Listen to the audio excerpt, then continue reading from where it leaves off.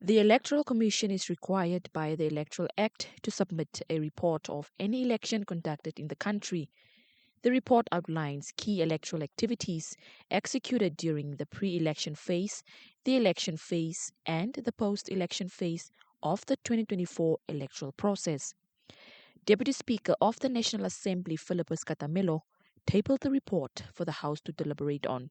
I also want to highlight these key components as essential captured in the report as follows: constitutional and electoral matters, voter and civic education, stakeholder engagement and communication, systems and logistics, election administration, recruitment and training of election officials, election observations and the media, nomination of candidates and campaign process, voting process and the results, technology, security and risk management, summary of electoral court challenges, summary of achievement, recommendations for amendments, financial expenditure, other relevant matters. Katamelo also noted that it's important that the report is made public for inspection to ensure transparency and accountability within the electoral system as a performance assessment and post-election report to serve as a critical tool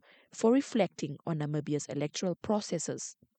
Thus, the report will be available to the public once the National Assembly has completed its deliberations.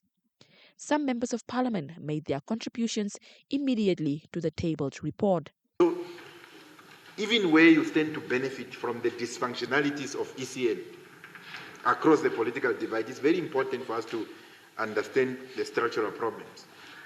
On one hand, you have this report that is here, a person has prepared it and they have not presenting it. Yes, there were challenges, but true, there was also winners and there were also losers. And the fact of the matter is that you scored whatever you scored in the election, and that's what constituted the National Assembly. I do not think that there is anybody here that is a spokesperson for that, because all of us were victims of it in terms of how long we stood.